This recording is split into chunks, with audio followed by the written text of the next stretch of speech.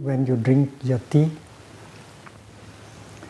you may like to bring your mind back to your body so that you'll be completely there, established in the present moment. And when you drink like that, you drink not only with your body, but you drink also with your mind.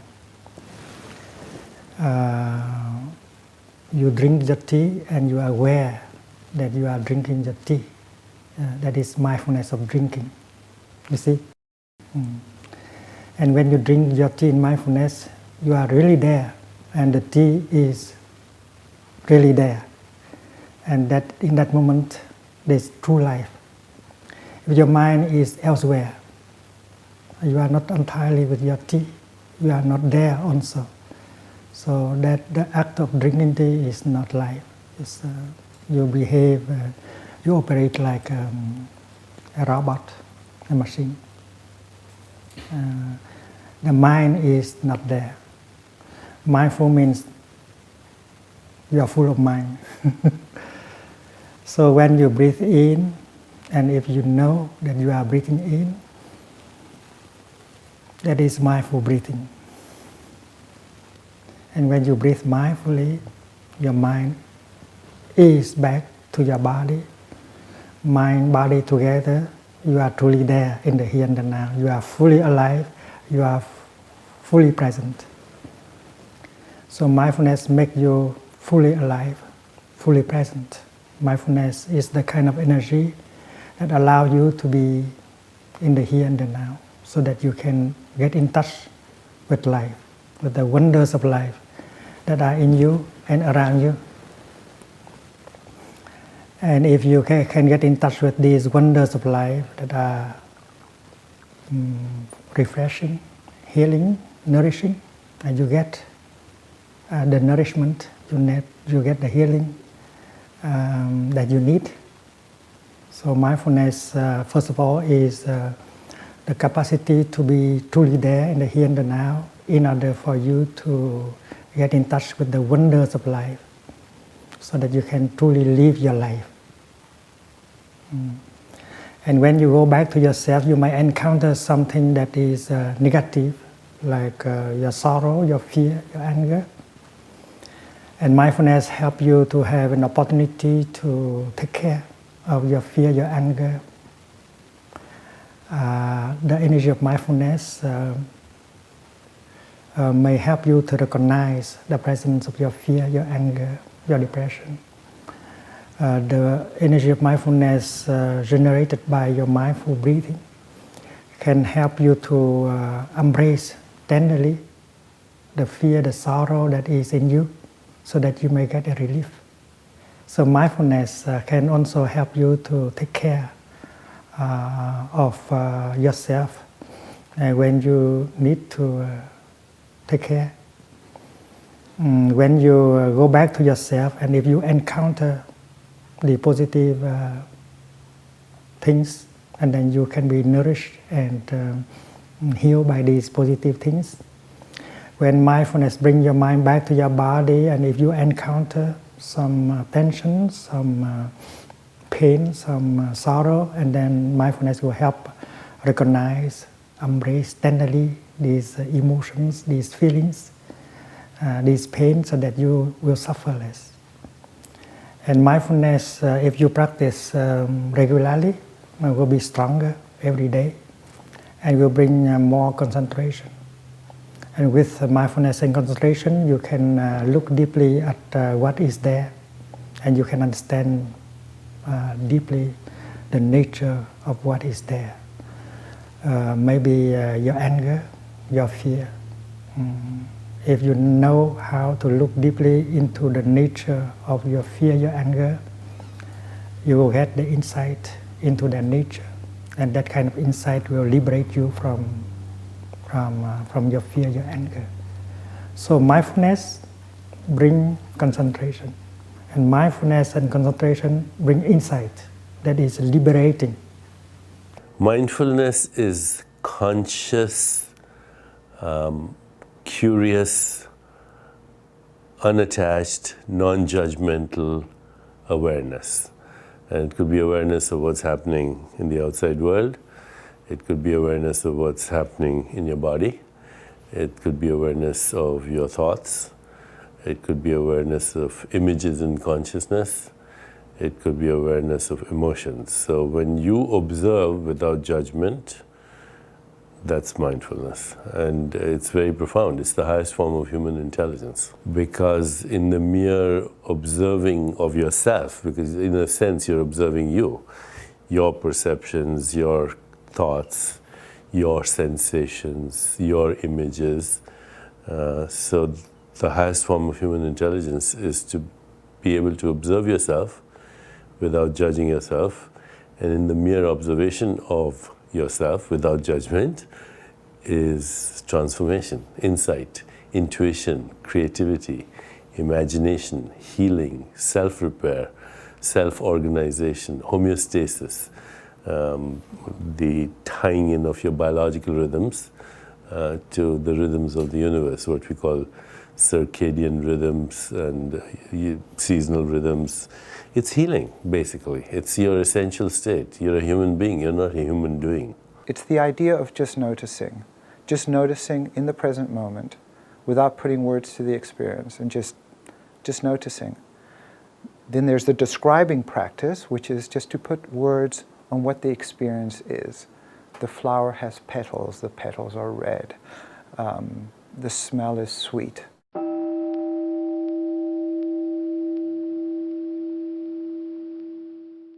When you breathe in,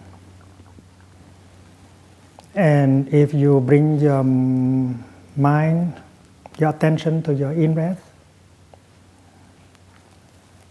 your mind stops all thinking, whether of the past, of the future, of your projects. Your mind is focusing only on your in-breath.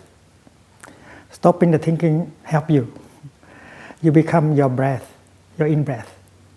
You are concentrated, you're on your in-breath. And when you breathe out, you focus your attention on your out-breath. You stop the thinking, you are only your in-breath. The only object of your mind is your in-breath and your out-breath. You are concentrated on your in-breath, on your out-breath. And if you continue to breathe like that for a few moments, the quality of your in-breath and out-breath will be improved. Your in-breath and out-breath have become slower, more peaceful, more harmonious, and you feel better. There is a peace now, more peace now in your breathing. And as your breathing has become more peaceful, your body will profit from it.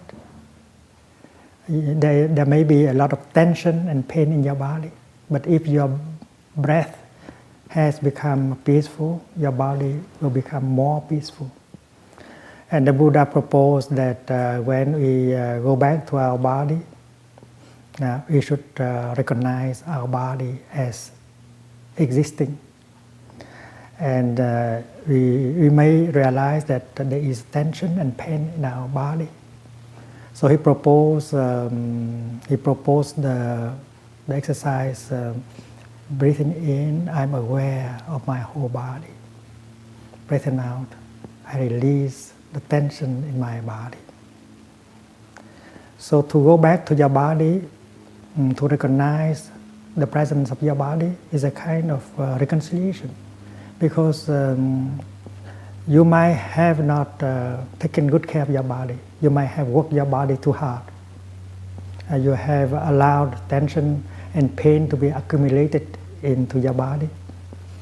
And therefore, you go home, the mind going home to the body and allow the body to release the tension. That's very nice. That is the practice of reconciliation with the body, helping the body to release the tension. This is very important.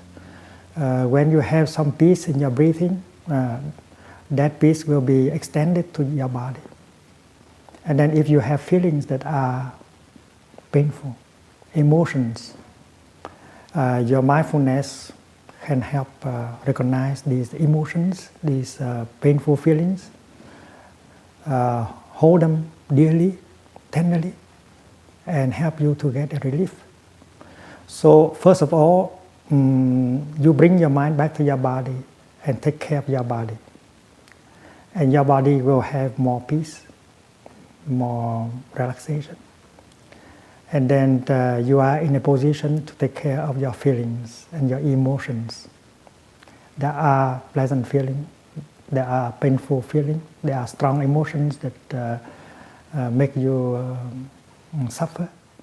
So mindfulness is the kind of energy that can also recognize a feeling, an emotion, and also help embrace tenderly that feeling, that emotion, so that you can get a relief. And if you are a good practitioner, if you continue your practice of mindful breathing, mindful holding, and then you can look deeply into the roots of your feeling, of your emotion, and find out the reasons, the causes that have brought that feeling to you. And that kind of looking deeply is called meditation. It identifies the sources of suffering. And once you have identified the roots of your ill being, you can get the liberation that you need. It's like when the doctor has identified your sickness, and then he can propose to you the kind of medicine, the kind of life that can help end the sickness. So mindfulness and concentration help bring a relief, help you to understand the deep roots of your suffering, help you to see the path leading to the healing, the transformation. Yes, mindfulness heals, because in mindfulness there's equanimity, and when there is equanimity, then you're sustained in that equanimity.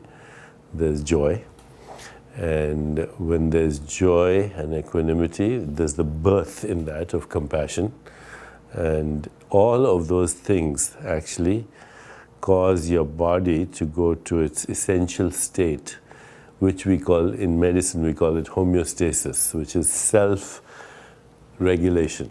In our society, people are doing, and it's mostly mindless doing.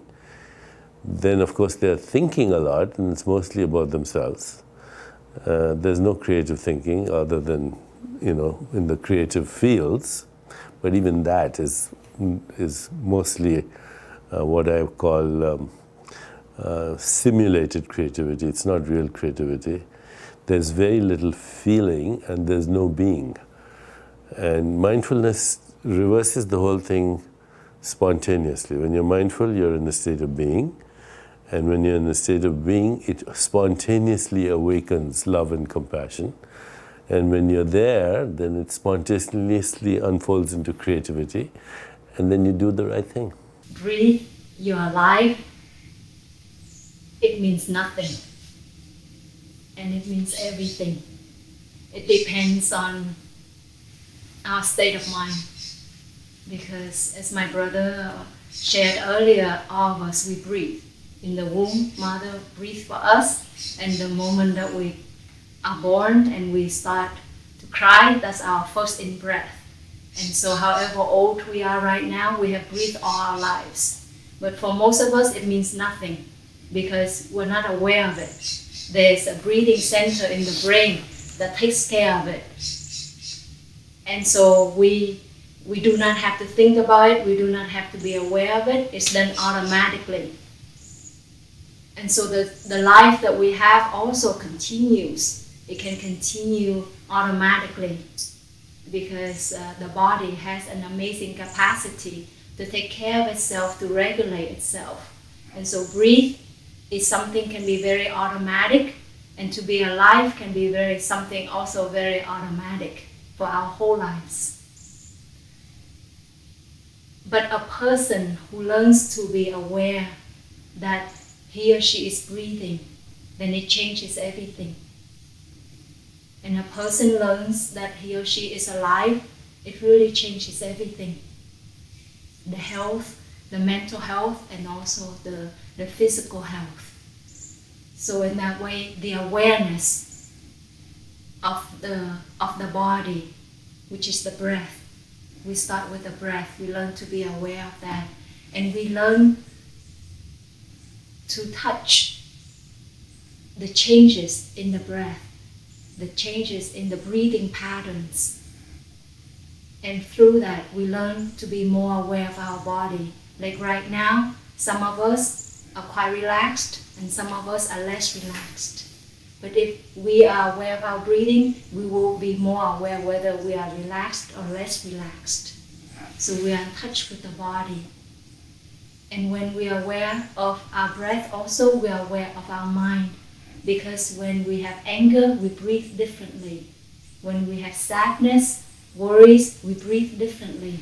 So when we learn to be aware, more and more aware of the patterns of our breathing and the abrupt changes in every moment, then we learn to be aware of what's going on in our mind, what's going on in our thoughts and perceptions that causes the change of that breathing pattern.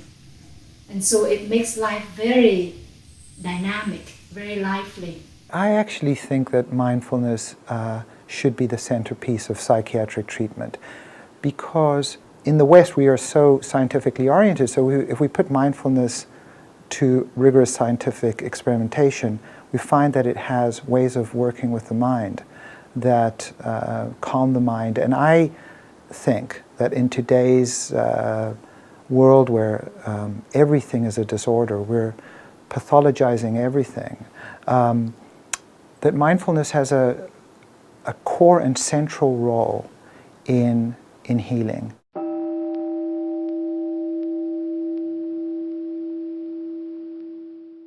If you are mindful, if you are truly there, you are truly there in the here and the now, you are concentrated.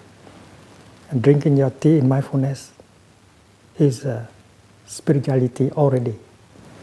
So when you look at one person, if you are truly aware that he is there, she is there, in that person there is suffering, there is the need to transform, and if you can look at him or her with compassion, understanding like that, that is spirituality already.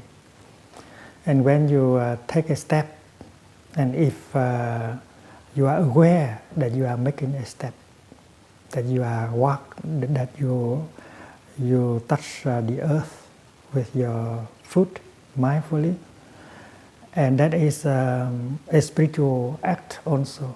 There is a gatha, placing your foot on the ground is to perform a miracle. Every mindful step helps reveal to you the kingdom of God, the pure land of the Buddha. So walking with mindfulness can help you touch all the wonders of life that are available in the here and the now. And that's very nourishing and healing. Many of us walk like sleepwalkers. We don't enjoy our steps. Our mind is elsewhere, in our projects, in the future. So we don't get the healing, the transformation. We don't touch the kingdom of God with all the wonders, the blue sky, the flowers that are blooming, the green hills, the children who are playing around you. They all belong to the kingdom of God, to the pure land of the Buddha. And if you are truly in the here and the now, you can get in touch. So you can live your spiritual life in every minute of your daily life, whether you are driving, eating, cooking, washing. Your life can be spiritual in every moment. And if you have enough healing and peace in you, everything you do, you say, will help people around you. Being mindful helps me be a better actor because it helps me be a better listener. And I think being a better listener is the root of being a better actor. In other words, I'm not a dog whisperer, I'm a dog listener. Because I'm listening from the moment I am 20 feet in front of a dog. I know how he feels. The dog is just talking, they're just the human not listening. What dog whisper means to me is the human who knows how to listen. It's not the human who's whispering in the ear of a dog. That's a myth. That's a beautiful title. That's very magical, but it's not reality. The human tells you the story. The dog tells you the reality.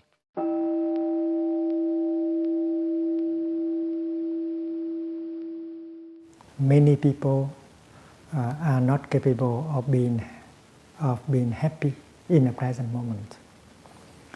They think it is impossible for them to be happy right now, right here. They need more conditions to be happy. So many of them are looking for happiness in the future or elsewhere. But according to the teaching of the Buddha, you have enough conditions to be happy right here and right now. And mindfulness helps you to go home to the present moment and to recognize these conditions of happiness that are available. In the teaching of the Buddha, it is said that it is possible to live happily right in the here and the now. And that is why the practice of mindful breathing, mindful walking can bring you home to the here and the now. The past is already gone. The future is not yet there. You only have one moment where you can live your life deeply. That is the present moment. You have an appointment with life. And that appointment takes place in the present moment. And if you miss the present moment, you miss your appointment with life. Therefore, I have arrived means I have arrived in the present moment so that I can meet with life and encounter life. I have arrived in the here and the now. It means I don't run anymore. I do not want to run anymore. I have run all my life. And that is why I am determined to stop. So every breath, every step bring me back to the here and the now so that I can be established in the here and the now to encounter the wonders of life that are available. So I have arrived means I don't want to run anymore. I want to touch life deeply. And life can be touched deeply only in the here and the now. And my home is in the here and the now. And if you look deeply, you see that the kingdom of God, the Pure Land of the Buddha, your happiness must be sought, must be found in the here and the now. We used to say that the kingdom is now or never.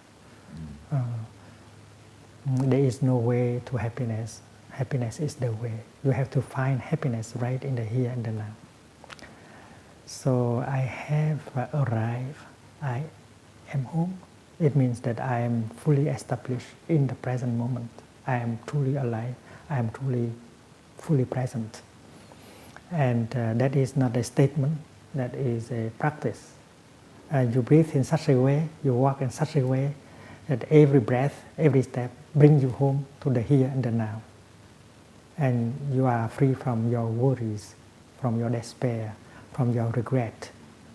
And getting in touch with the wonders of life that are refreshing and healing and nourishing, you get the healing that you need. You get the nourishment that you need.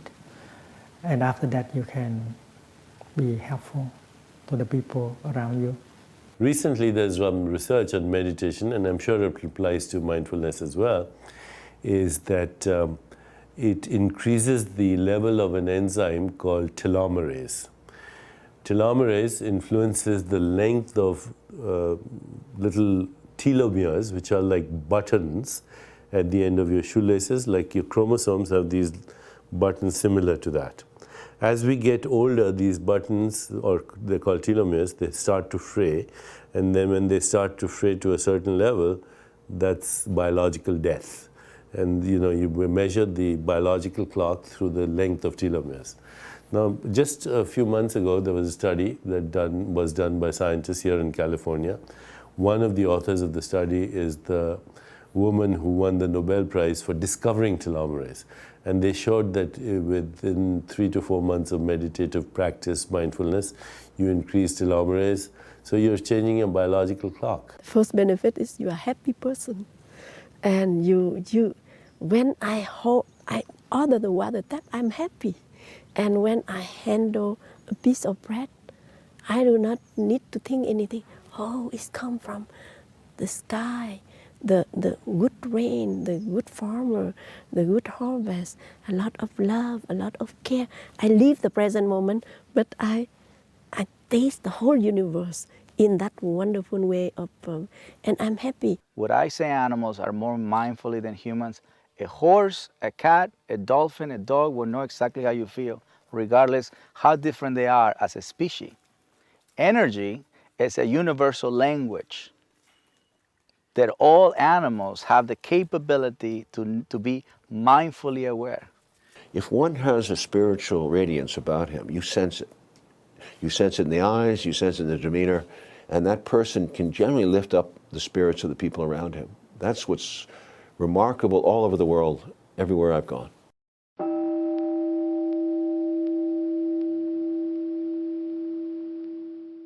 When anger comes up,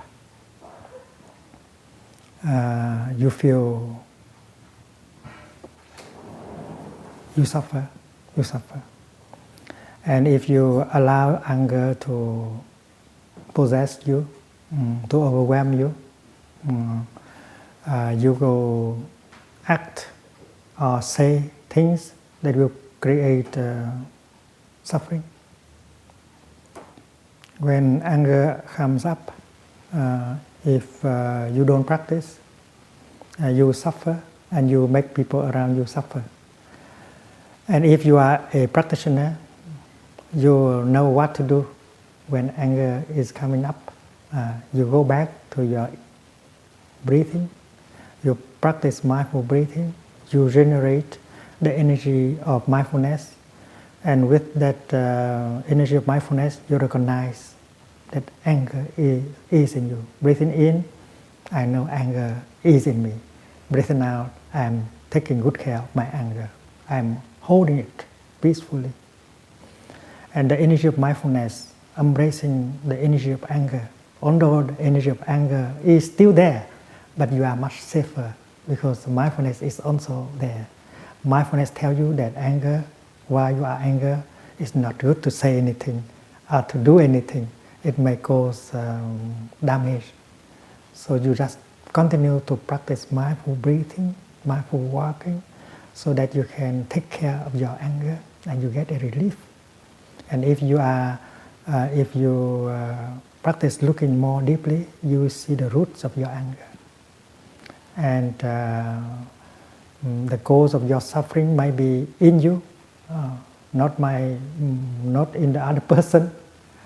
And if you recognize things like that, you can transform your anger. Sometimes, many times, the seed of anger in you is very important. Other people, when they hear the same sentence, they don't get angry, but you get angry because the seed of anger in you is too important. So you know, you have the insight that the suffering comes from you more than from the other person. So that is the kind of insight that can help you to transform. And then when you look deeply at the other person, you see that that person has a lot of anger and suffering in him. And he does not know how to handle his suffering. So he makes the people around him suffer. And you happen to be one of them. So if you try to punish him, he will suffer more. And if he suffers more, he will make you suffer more. So that person needs help and does not need punishment. And you may be motivated by the desire to go and help him. And when you are motivated by the desire to go and help him, your anger has become compassion. You have transformed. So that is the kind of insight that you can get while you practice mindfulness and concentration.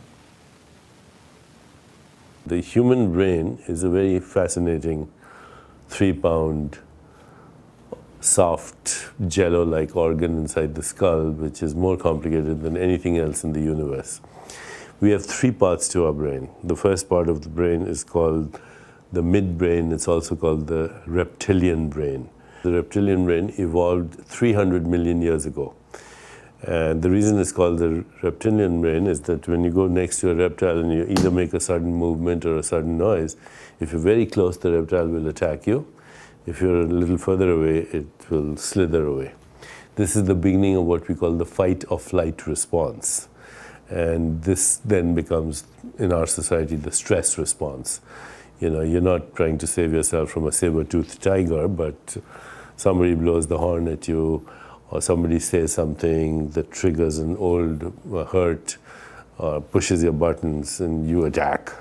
You run, and sometimes you're not attacking or running, but you feel frustrated, and that raises your blood pressure, heart rate goes up, cortisol goes up, adrenaline goes up.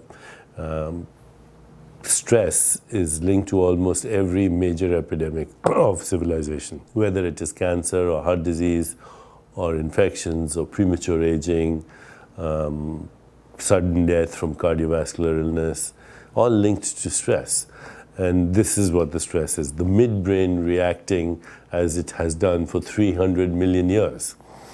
Then the second part of your brain is called the limbic brain, which is about 100 million years old. This is our emotional brain. So we have basically 5 emotions, and everything else is a variant of them. The first emotion is happiness. Okay, so love, compassion, kindness, they all fit in happiness. It makes you happy when you're in love. The second emotion is sadness. The third is anger and hostility. The fourth is fear.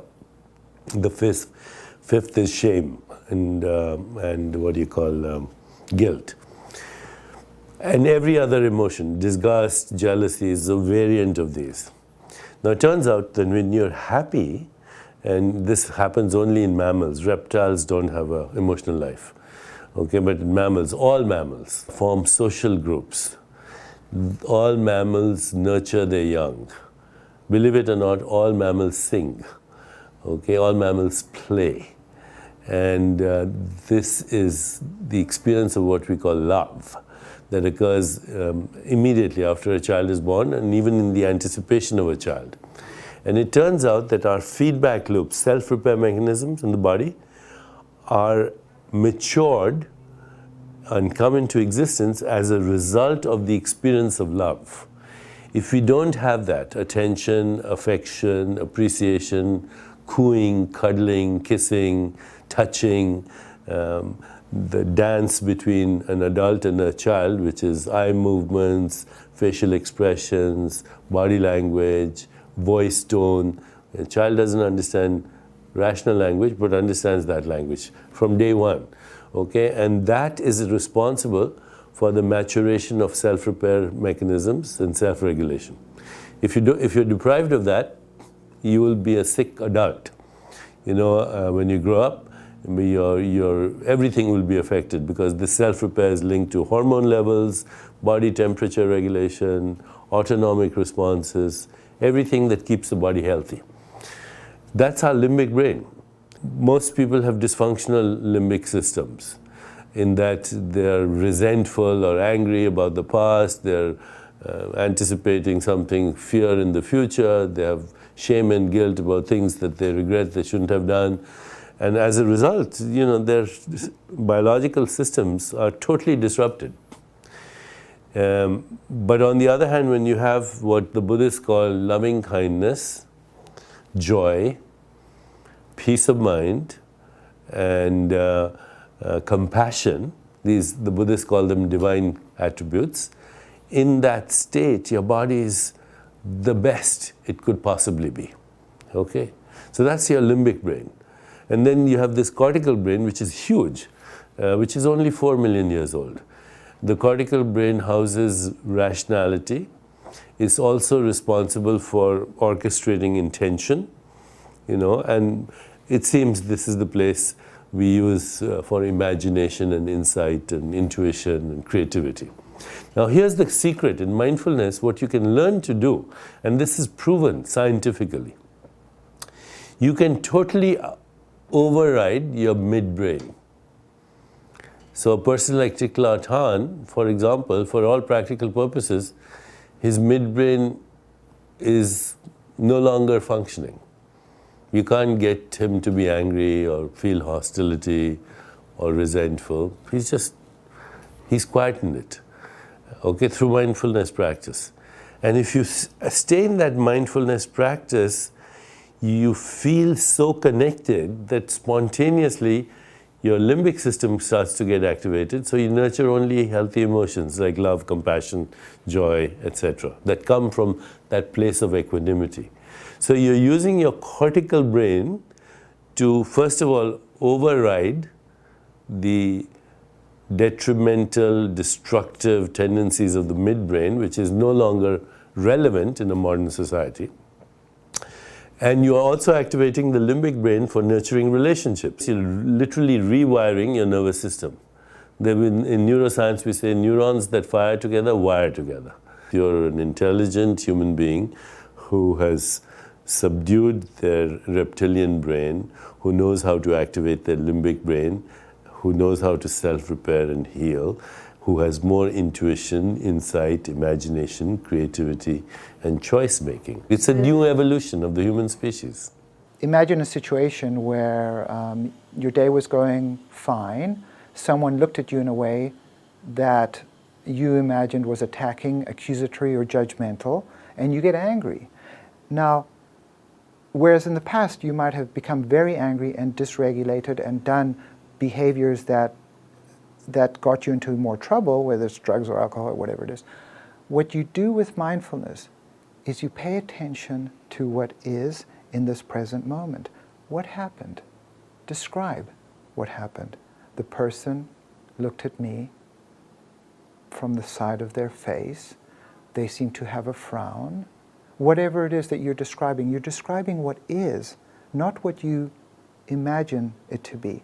And by doing that, it gives you a fighting chance of staying a lot calmer than what you could have gone. Because once you start describing, then you also have the opportunity to be curious. You might ask the person, hey, why did you give me that bad look? He says, what bad look? I have gastric problems from the burrito I had at lunch today, and maybe I was grimacing. I mean, who knows? We should be listening to each other. You see what I mean? Because often it's little things they misinterpret, and we go into a fight, flight, avoidance between you and I. We don't go into surrender. But once we listen, we understand, I get it. During the day, there's always, life never unfold exactly like we wish. Right. Yeah.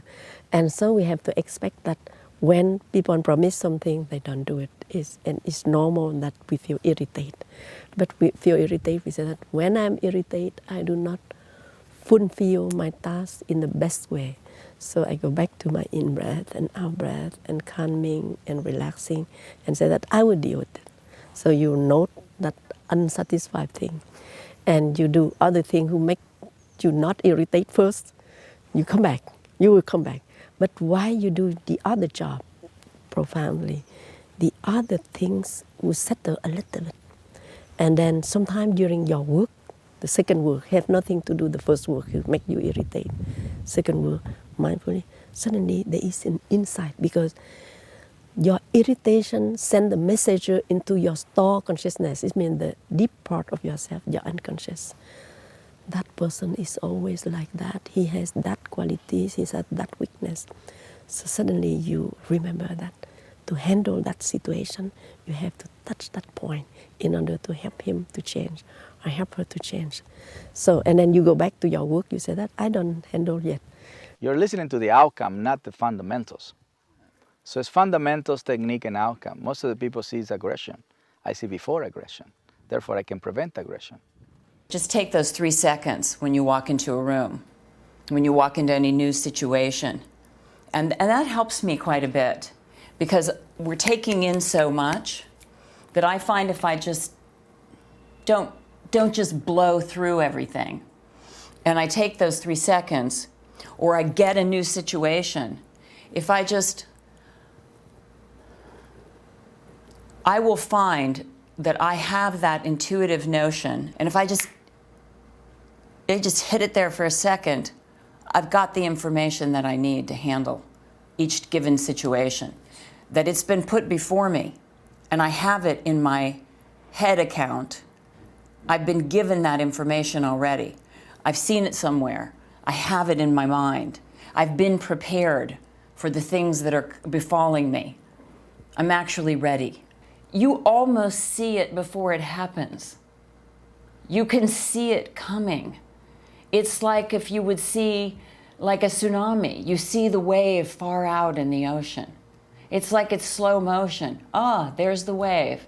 I think I'll go get my stuff, put it in the car, and drive far up in the mountain, long before the wave comes to the shore. At mindfulness, there's also these mindful practices. First, you evoke love and compassion in your mind for somebody that it would be easy for you to do, like your child or your spouse or somebody that you really care about. You evoke that in your mind. You observe an act of compassion or love. But then you could go to the mall and see a stranger, and if you're mindful, you'll realize that that stranger has joy and sorrow like you do, pleasure and pain like you do, is going to grow old like you do, is going to die one day like you do.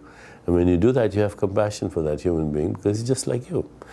And then you could do that with an enemy, a perceived enemy, and slowly you train your mind in such a way that you deprive yourself of all enemies. Well, that's one of the things that people enjoy the most about an animal, right? The number one is unconditional love, right? Number two is how present they are.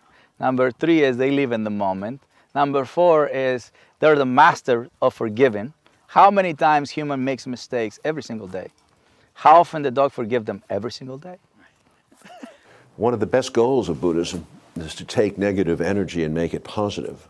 And that's not always easy to do. During the war in Vietnam, I heard that my hometown had been bombarded. And I right away took many means to go to my hometown. And when I arrived, I was so mad because most of the house, big house unfortunately, only my house is halfly bombarded, but we still live in. But most of other houses have been bombarded, and people cry and scream, and they said that, oh, they hate they hate the side of nationalists, they hate the side of communists. They said that, yeah, the communists try to provoke, and then the nationalists called American plane to bombard, and so I'm angry at everything. I don't know when, and so I said that what I can do. And I went back to my breath and I walked calmly, mindfully. I walked, and I tried to be mindful in my step. It means my mind only with the contact of my shoes and the ground, that's all. And I walk. And suddenly among the ruin, I saw the little flower, very tiny little violet flower come through on the ruin, like smiling. And I said, oh, the little flower dared to go through on this ruin and bloom. And me, I cannot be my peace.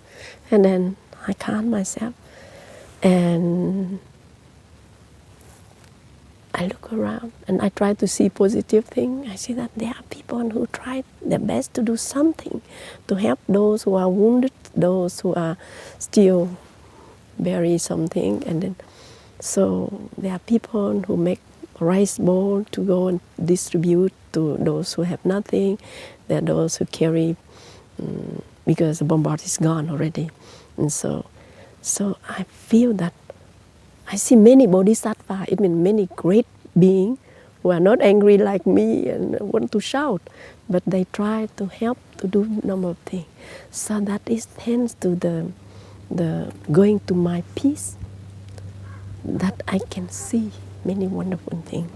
And when you have your own peace, you know what to do and what not to do.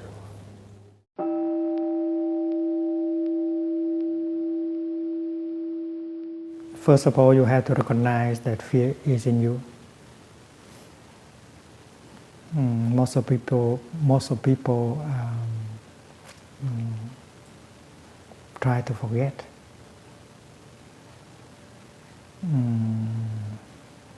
They are afraid of many things. They are afraid of losing their job, that the other person does not love them anymore, that tomorrow they will be sick, abandoned, that they will die,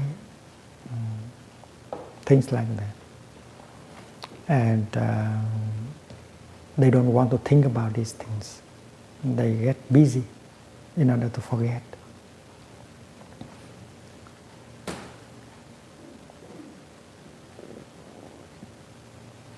And most of the time, the fear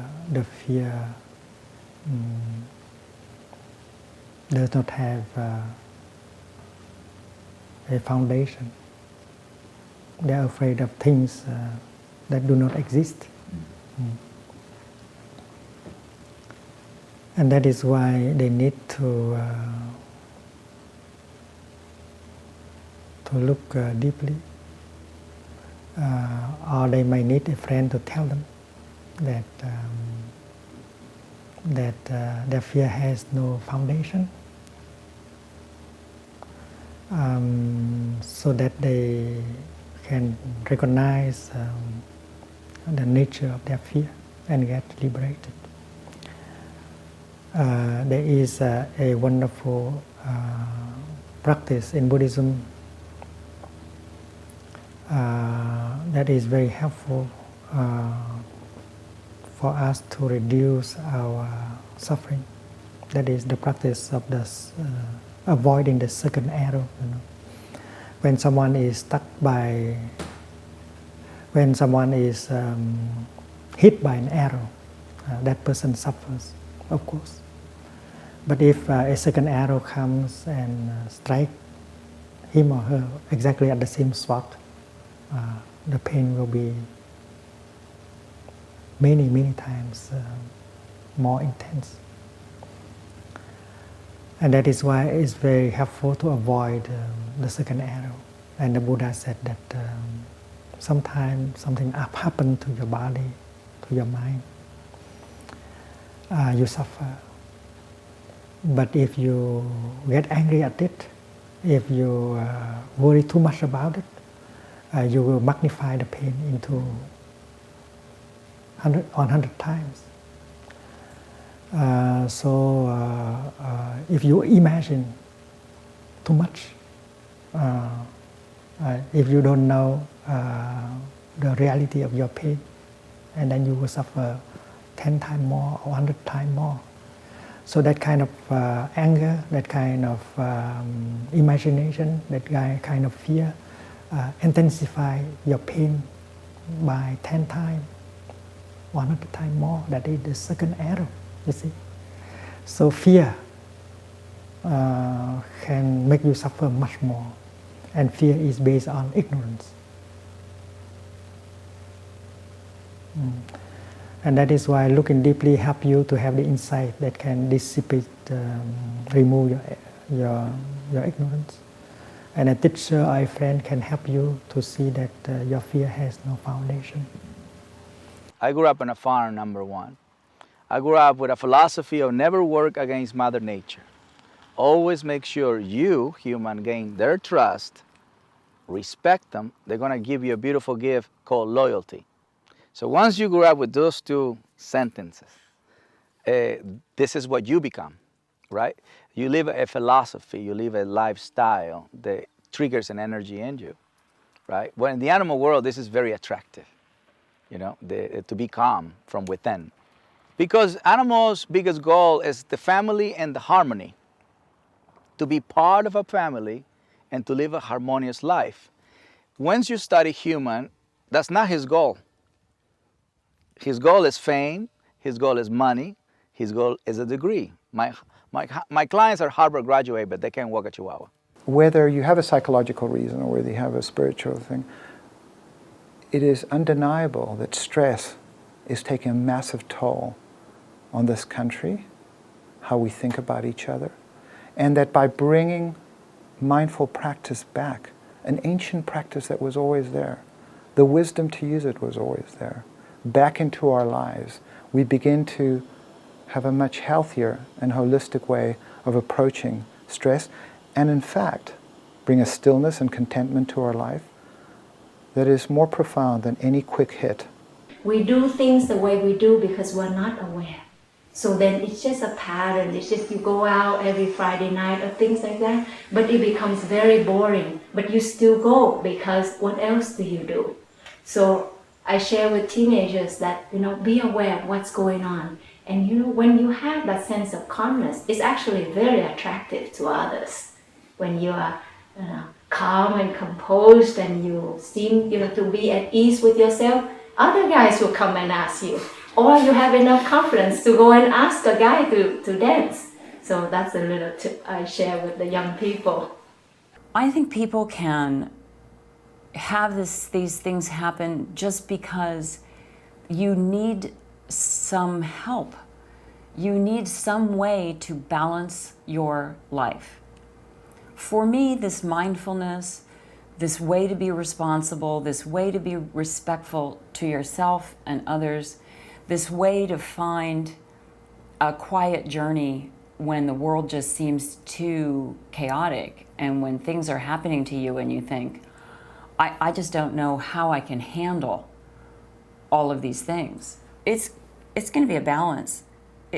Nothing is just great all the time. And life is difficult. Life is a struggle. You have to work hard to have things go ahead. And life doesn't get easier, but things get easier to understand. Neurotic environment makes a neurotic dog. Aggressive environment makes an aggressive dog. A fearful environment makes a fearful dog.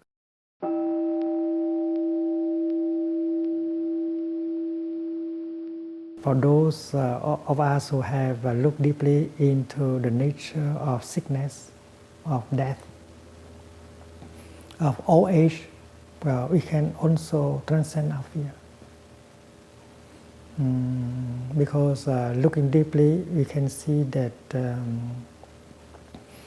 it is possible for us to go through these things peacefully: sickness, old age, and death. When you look at a cloud, and if you look deeply, you see that the nature of a cloud is a nature of no birth and no death. A cloud has not come from non-being. Before the cloud is a cloud, the cloud had been other things. So a cloud has not come from nothing. So the nature of the cloud is no birth. The appearance of the cloud, the form of a cloud is only a continuation. Before the cloud is a cloud, it has been the water vapor, it has been the water in the ocean, the heat generated by the sun. So the cloud is only a continuation. And when the cloud ceases to be a cloud, that's not dying. A cloud cannot die. It's impossible for a cloud to die. A cloud can become rain or snow or ice, but a cloud cannot become nothing. And if the cloud knows how to meditate, it will see that its nature is nature of no death, no dying. To be a cloud floating in the sky is wonderful, but to become the rain falling on the rice field on the mountain is also wonderful. And a cloud can look down and see part of the cloud has become the river. So to become a river is also nice. And when you practice meditation deeply, you see that your nature is nature of no birth and no death. and you can transcend the fear of birth and death. You see, so there are many ways of practice in order to deal with our fear. And because we are so busy in our daily life, we have no time in order to practice. We have become victims of our fear and anger, frustration. And that is why it's very important that everyone in society should bring in a spiritual dimension to their life so that they will suffer less. A politician, a businessman, a school teacher, a filmmaker should bring in their life a spiritual dimension so that they will suffer less. And when they suffer less, they can do their job much better. There's no need to fear death because death doesn't happen to you. Death is basically you upgrade the illusion, I think, after death. There is no way to happiness. Happiness is the way. There is no way to peace. Peace is the way. And the way is to breathe in mindfully. The way is to take one mindful step. Because when you do that, the energy of mindfulness is generated. And it is exactly with that energy of mindfulness that you can recognize the suffering inside. And you embrace it, and you get a relief. We are not human beings who have occasional spiritual experiences. We are spiritual beings who have occasional human experiences.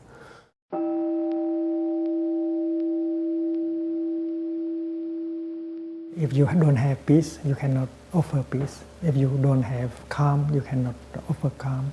If you don't have compassion, you cannot offer compassion. And therefore, you have to walk your talk. You have to do it for you first. If you don't know how to take care of yourself, if you don't know how to love yourself, you cannot take care of another person. You cannot love another person. So self-love, self-protection is the foundation for the love and protection of another person. When you're involved in the process, the outcome is going to be good. So, when I train executive leaders for leadership in business skills, I tell them, pursue excellence and ignore success. Because if you pursue success, then your whole body will go into stress response. When you pursue excellence, your whole body will go into joy. And the success is guaranteed. If I'm walking from here to there, I shouldn't be always looking there, I'll stumble. I should be mindful of my walking. If I'm studying for an exam, I shouldn't be thinking of the results all the time. I should be studying. Okay, that's mindfulness. Okay, and that guarantees success, but you're not attached to it because you know it comes from within. You see, people who are attached think there's something out there that is the source of their success or whatever happiness. But happiness, success, all these things that human beings pursue, the source is within yourself. It's a training to remember that in us there is that ability to be very peaceful, very understanding, very loving. But with the busy life, and especially if we are surrounded by very negative conditions, we are easily irritated. And when we are irritated, we are like a pond of water, very turbulent, and you do not see anything clear. And then the practice is to restore the stillness of the water in you, the peace in you. And when you see you are more limpid, more clear in your mind, you see things in its totality. And you should say that when your mind is agitated, you look at the moon and you only see little piece. But when your mind is full, is still, you can see the whole totality of the full moon. The dog mindfulness is helping us, but our lack of being mindful is hurting them. So there's something to be said that no matter how much the world will condemn somebody, you remember the story of Jesus, he was condemned too. No matter how much the world condemns the man, open your heart to what that man is saying. There might be a message there. What's difficult is for the psychiatrist who's got 15 minutes to write a prescription, it's difficult for them to integrate mindfulness into those practices. For people who have a full hour, they're able to do this. But the irony or the silliness to this is that a prescription that I give you, that I write, and I can write every month, you take it once a day, comes with side effects, it costs you, costs the insurance company. Mindfulness, and I sometimes do this, I'll take out my prescription pad and they'll say, you need to give me something for anxiety. So I say, I've got just the thing for you. And I'll write this: mindfulness, take daily as needed, may repeat as many times as you want, and then I'll take out this and I'll hand it to them, and they'll look at me as if I'm crazy. I'll say, this is the way out for you. You are in a situation where you suffer very deeply. There is a way to suffer that can bring relief, and everyone wants to learn how to suffer like that in order not to suffer. And the practice is very clear. Don't be afraid of your suffering. Be with it. Take one deep breath, come back to yourself, and recognize the suffering and try to hold it dearly. You can do that because while you are breathing in mindfully, you generate the energy of mindfulness. And it is exactly with that energy of mindfulness that you can recognize and embrace your suffering. Otherwise, you are overwhelmed by your suffering. The practice of mindful breathing, the practice of mindful walking help generate that energy of mindfulness. Without that mindfulness, you are overwhelmed by your suffering. With that mindfulness, you are able to recognize the suffering, embrace it, and be at peace with it. And that is how you learn how to suffer. Now at Gallup, we've done studies. I'm part of Gallup organization, that if you have a happy friend, your happiness goes up by 15%. If you have a happy friend who has a happy friend, it goes up another 10%. And if the happy friend's happy friend has a happy friend, it goes up again, incrementally. So, your happiness is dependent on the happiness of others. And we are all entangled. We are entangled horizontally now, not only through relationships, but through social networks. Twitter, Facebook, this, that, and the other. The other day, somebody asked me on Twitter, how do I find the right person? And, I just tweeted back. I said, instead of finding the right person, become the right person. Now, within 5 minutes, people started retweeting it, and in 5 hours, 5 million people were passing on the message. So, our emotions are contagious, our thoughts, our insights, and these networks are taking that mind and proving what the Buddha said, that there's no separate self. And not only is no separate self horizontally, but vertically, because, your mind is influenced by the cultural mind that goes back millions of years.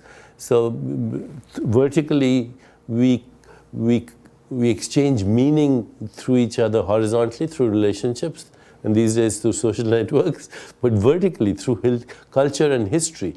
In other words, if you go deep enough, your mind is all minds ever since the beginning of time. But it is also very important to be careful and understand that you have to be mindful of your compassion. That there are people who are not quality people. And there are people who choose to be lost each and every day. There are people that if you keep giving them your love, they're not gonna get better. They're not people who were just hurt in their childhood, and if you love them and love them and love them, you're gonna fix them. And so if you just keep being compassionate and loving, and they keep being mean and abusive, your compassion is gonna make them better. There are people who wake up every day and they're lost on purpose. And it's very important for you to be mindful of yourself and to observe people with thoughtful mindfulness, mindful of yourself, mindful of them, and be aware if that person is choosing to be lost every day. The world loves dogs, but it behaves like a cat. You know what I mean? So when you see behavior, and you have to excuse the cat because the cat was programmed that way. The human is not programmed to be selfish. The human is programmed to be pack-oriented. But when there's money involved, and then it becomes single-oriented. What everybody wants is trust, respect, and love, but that's what you want. Are you giving it? That's the question.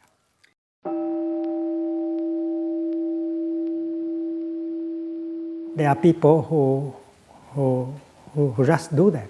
They don't need another person to tell them. They have learned from their own suffering. They know that they waste their life if they live without mindfulness. The opposite of mindfulness is forgetfulness. You live in forgetfulness. You live like a robot. You are on automatic pilot.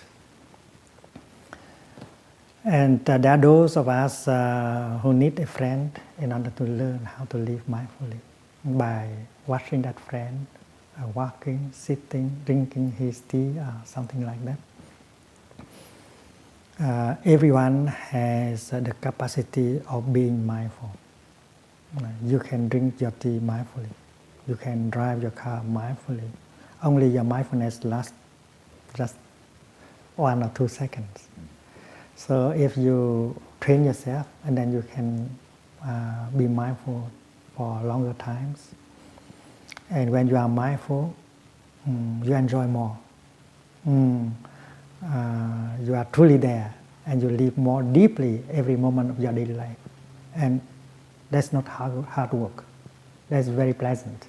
So some people think that mindfulness is identified with being a hippie, with Burning Man, with sitting around singing Kumbaya, smoking a little peyote, whatever it is. It's like this really alternative practice.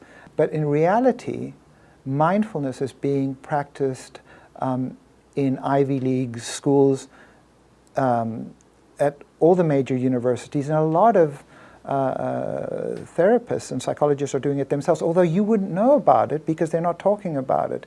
And a lot of people who are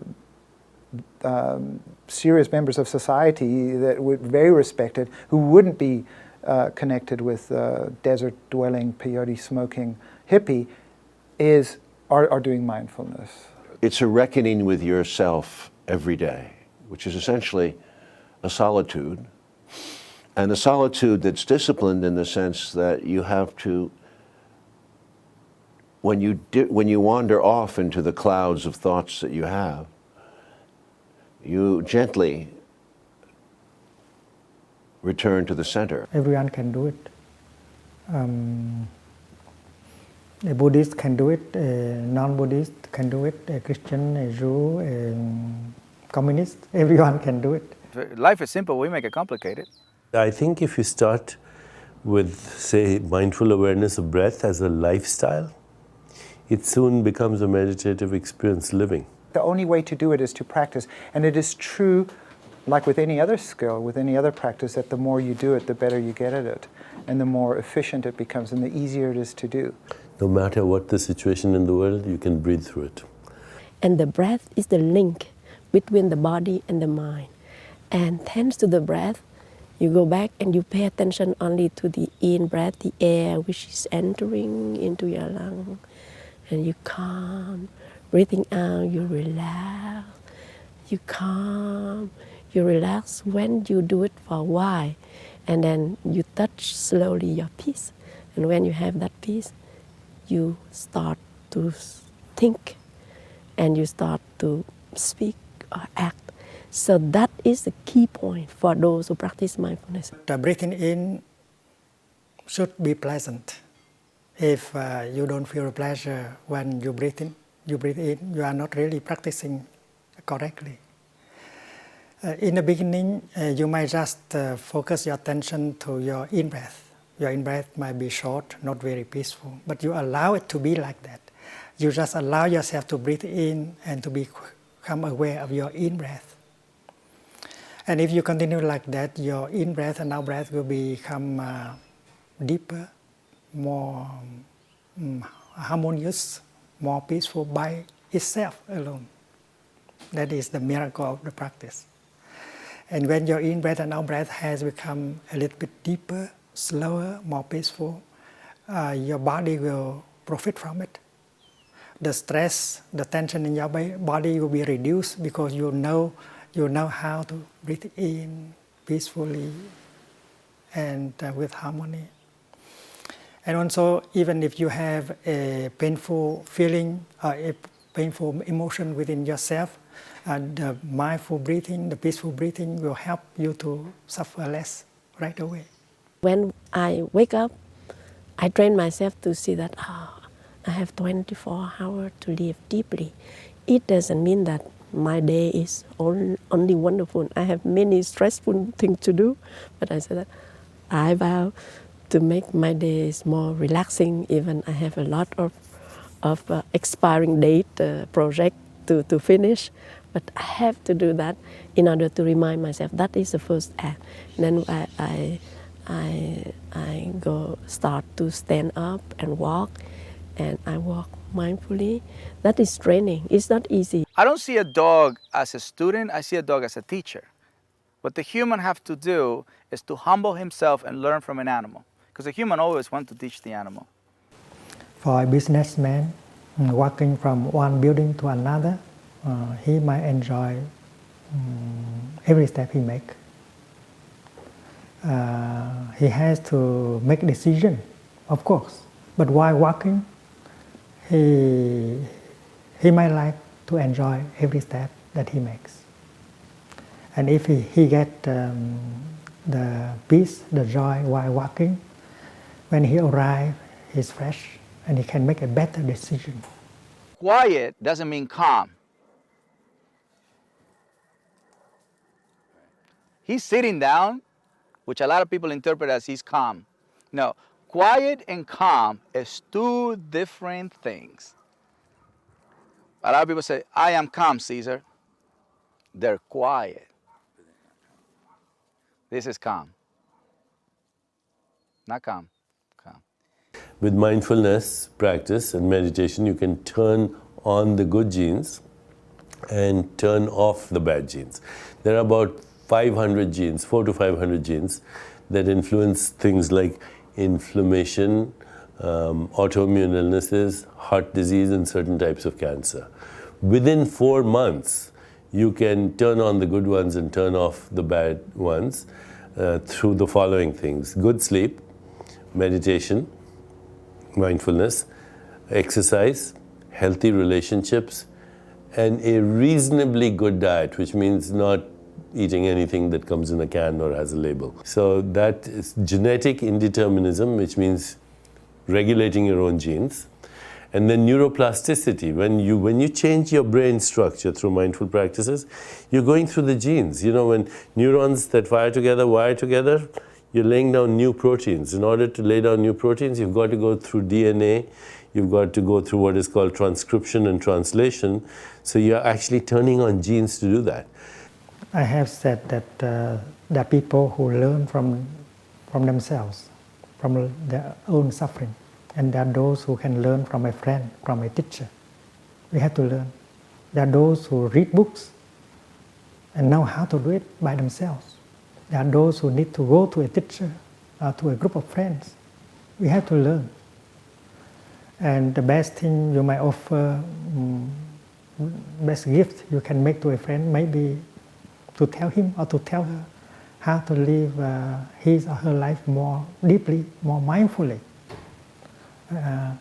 But you cannot do that unless you know how to do it. You have to live your life mindfully. You have to you have the capacity of arriving in the here and the now, feeling at home in the here and the now before you can help another person. And one person living like that can help so many people.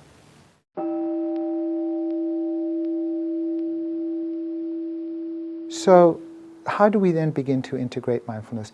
I think there has to be a point at which you say, what I'm doing isn't working for me.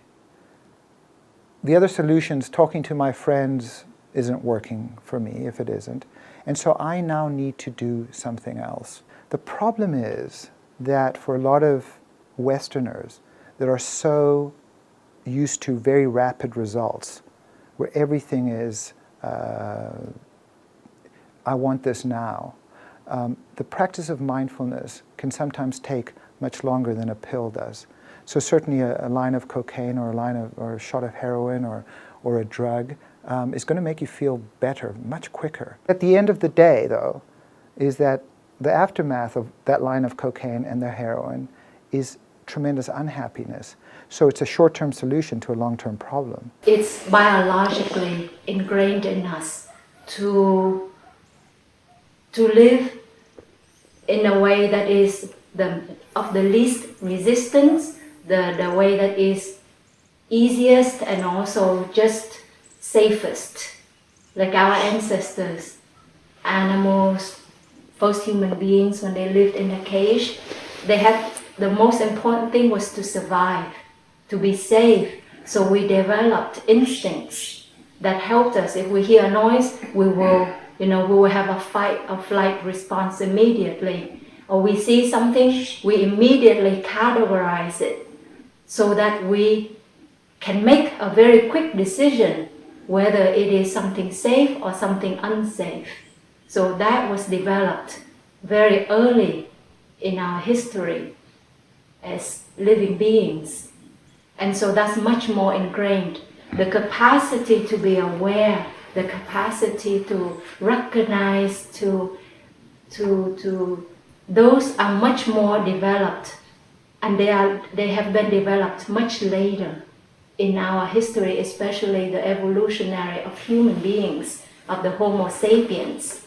So when we have the brain, the cortex developed, that includes all of our capacity like mindfulness, awareness, compassion, altruism, but those are developed much later.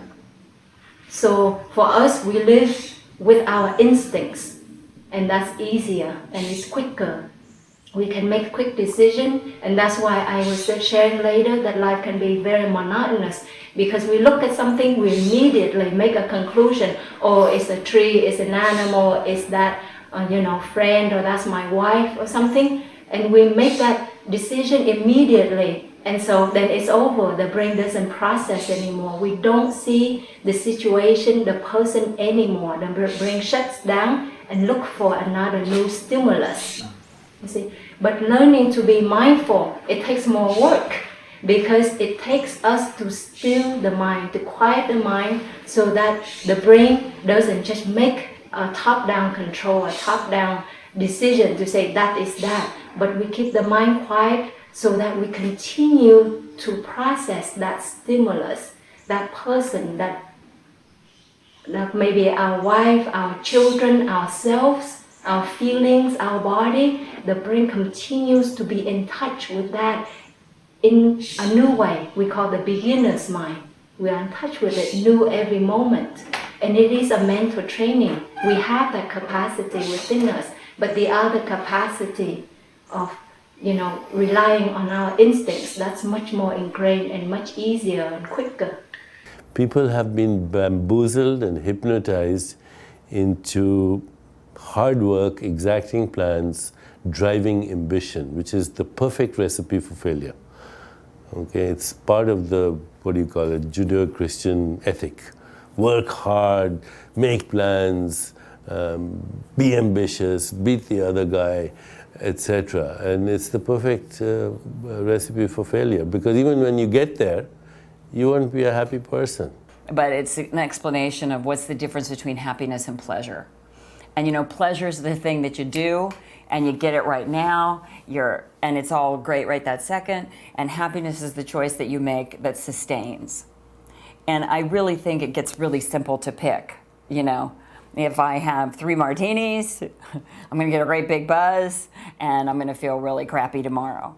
If I don't have 3 martinis, but I sit with my friends and do the mindful thing, I'm gonna have a lot of fun right now, and I'm gonna have a lot of fun tomorrow.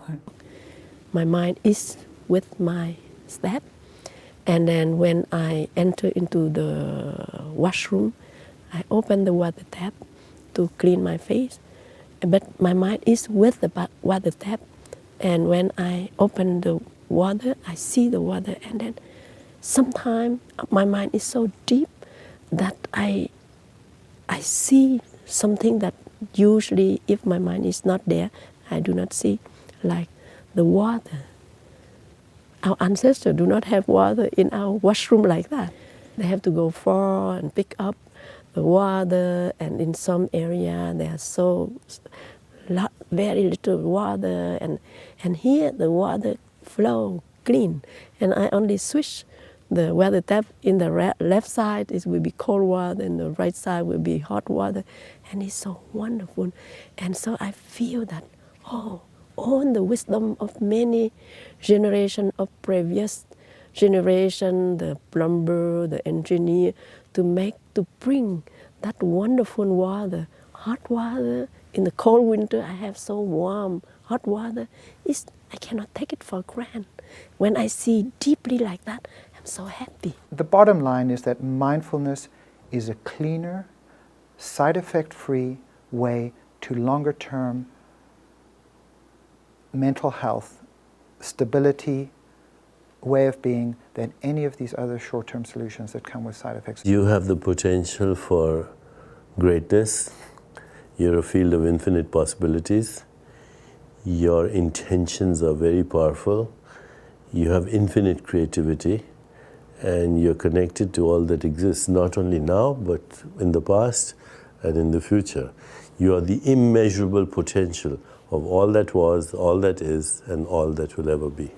Every morning when I wake up, I am happy. Life is a miracle. When you breathe in mindfully, you might get insight that you are alive, still alive. And to see that you are alive is already a miracle.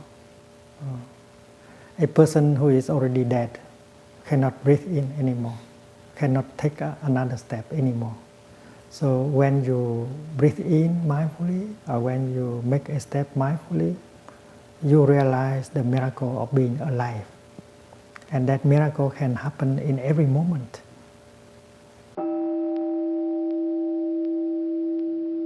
Thank you.